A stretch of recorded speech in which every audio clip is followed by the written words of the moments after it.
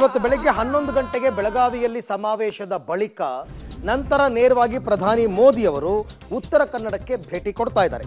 ಶಿರಸಿಯಲ್ಲಿ ಕಾಗೇರಿ ಪರ ಪ್ರಚಾರ ಸಭೆಯಲ್ಲಿ ಮೋದಿ ಭಾಗಿಯಾಗ್ತಾ ಇದ್ದಾರೆ. ಇಲ್ಲೂ ಕೂಡ ಎರಡು ಕ್ಷೇತ್ರವನ್ನು ಕಾನ್ಸಂಟ್ರೇಟ್ ಮಾಡ್ತಾ ಇದ್ದಾರೆ, ಒಂದು ಉತ್ತರ ಕನ್ನಡ ಮತ್ತೊಂದು ಧಾರವಾಡ.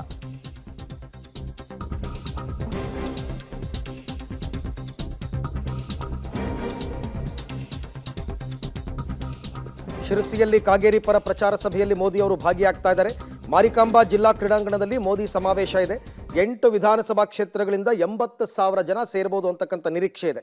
ಆದರೆ ಪ್ರಶ್ನೆ ಇರ್ತಕ್ಕಂಥದ್ದು, ಮೋದಿಯವರ ಸಮಾವೇಶಕ್ಕೆ ಅನಂತಕುಮಾರ್ ಹೆಗಡೆ ಅವರು ಬರ್ತಾರಾ ಅಂತ ಪ್ರಶ್ನೆ. ಯಾಕೆಂದರೆ ಟಿಕೆಟ್ ಸಿಗದೆ ಮುನಿಸ್ಕೊಂಡಿದ್ದಾರೆ.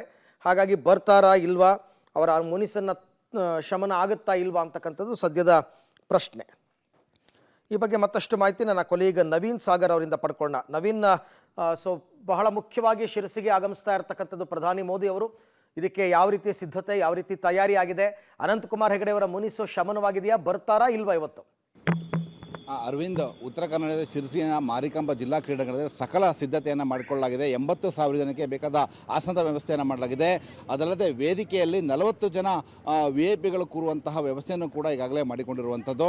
ಆದರೆ ಅನಂತಕುಮಾರ್ ಹೆಗಡೆ ಅವರಿಗೆ ವಿಷಯಕ್ಕೆ ಬರೋದಾದರೆ, ಅನಂತಕುಮಾರ್ ಹೆಗಡೆ ಬರ್ತಾರೆ ಅನ್ನುವಂತಹ ಒಂದು ಕ್ವಶನ್ ಇರುವಂಥದ್ದು. ಯಾಕಂತಂದರೆ ಅನಂತಕುಮಾರ್ ಹೆಗಡೆ ಟಿಕೆಟ್ ಸಿಗದ ನಂತರದಲ್ಲಿ ಮುನಿಸಿಕೊಂಡು ದೂರ ಉಳಿದಿರುವಂಥದ್ದು. ಅದಲ್ಲದೆ ಈಗಾಗಲೇ ಅವರನ್ನು ಸಂಪರ್ಕಿಸಕ್ಕೂ ಕೂಡ ಇಲ್ಲಿನ ಸ್ಥಳೀಯ ನಾಯಕರು ಕೂಡ ಪ್ರಯತ್ನ ಪಟ್ಟಿದ್ದರು. ಆದರೆ ಅವ್ರು ಯಾರು ಕೂಡ ಅವರಿಗೆ ಸಿಗದೆ ದೂರ ಹೋಗಿರುವಂಥದ್ದು.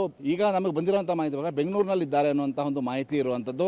ಆದರೆ ಬಹುತೇಕ ಅನಂತಕುಮಾರ್ ಹೆಗಡೆ ಅವರು ಈ ಕಾರ್ಯಕ್ರಮಕ್ಕೆ, ಮೋದಿಯವರ ಕಾರ್ಯಕ್ರಮಕ್ಕೆ ಬರದೇ ಇರುವ ಸಾಧ್ಯತೆಗಳು ಹೆಚ್ಚಾಗಿರುವಂಥದ್ದು. Arvind, okay, thank you. ತಮ್ಮ ಎಲ್ಲ ಮಾಹಿತಿಗೆ ಧನ್ಯವಾದ ನವೀನ್.